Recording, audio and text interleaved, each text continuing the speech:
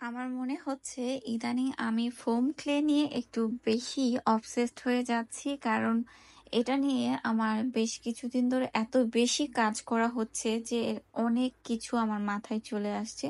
যেমনটা আজকে আমি একটা ক্যানভাস আর্ট করব ফোম ক্লে ইউজ করে। বাই দ্য ওয়ে, এই ক্যানভাসটা কিন্তু আমি আমার নিজের হাতে বানিয়েছি। এটার টিউটোরিয়াল আমার চ্যানেলে অলরেডি দেওয়া আছে, তারপরও আমি তোমাদের জন্য ডেসক্রিপশন বক্সে লিংক দিয়ে দেব। তো ক্যানভাসের মধ্যে আমি স্কাই ব্লু কালার এবং হোয়াইট কালার এই দুইটাকে একটা বড় ব্রাশের সাহায্যে ভালোভাবে ক্যানভাসের মধ্যে ব্লেন্ড করে ফেলবো। কালারটা যখন ভালোভাবে ব্লেন্ড করা হয়ে যাবে এটাকে শুকাতে দেব।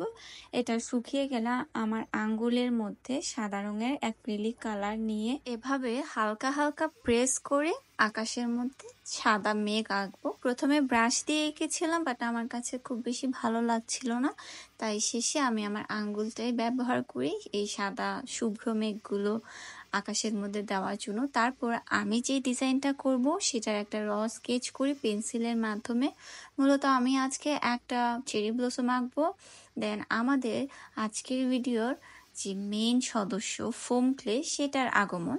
এখন আমি যেহেতু চেরি ব্লসম এর একটা পিকচার আঁকতে যাচ্ছি, তো চেরি ব্লসমের ডালগুলো আমি কালো রঙের ফোম ক্লে দিয়ে করে নিব।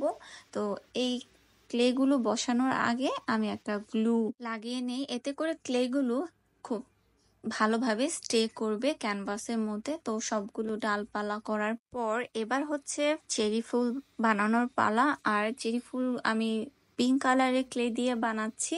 তো এভাবে সবগুলো চেরি ফুল ক্যানভাসের মধ্যে করা হয়ে গেলে এখন আমি একটু পাতা দিব। যদিও চেরি ফুলে তেমন একটা পাতা থাকে না, বাট আমার কাছে মনে হচ্ছিল যে এই পাতা দিলে পিকচারটা ভালো লাগবে। মানে ইমাজিনেশন করতে দোষ কি, তাই না?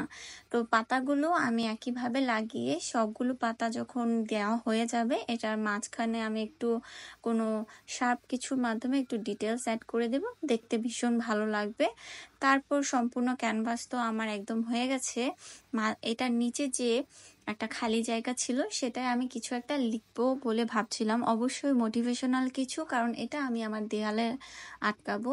তো আমি যখনই আমার দেয়ালে তাকাবো এটা আমাকে সেই মোটিভেশনাল কথাটা আমাকে মনে করিয়ে দেবে আমার কাজের প্রতি আমার যে দায়িত্ববোধটা সে। তাই সব কিছু চিন্তা করে লাস্টে আমার মনে হলো যে না, আলহামদুলিল্লাহ লিখি, কারণ এর থেকে ভালো কোনো কথা হতেই পারে না।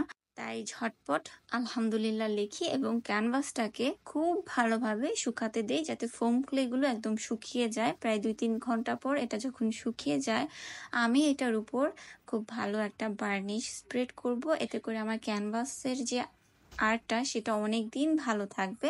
তো বার্নিশটা ভালোভাবে লাগানোর পর বার্নিশটাকেও খুব ভালোভাবে শুকিয়ে নিই আর এটাকে দেয়ালে সেট করে দিই। তো এটা ছিল ফোম ক্লে দিয়ে আমার আজকের আইডিয়া। তোমাদের কেমন লাগলো কমেন্টে জানাবে।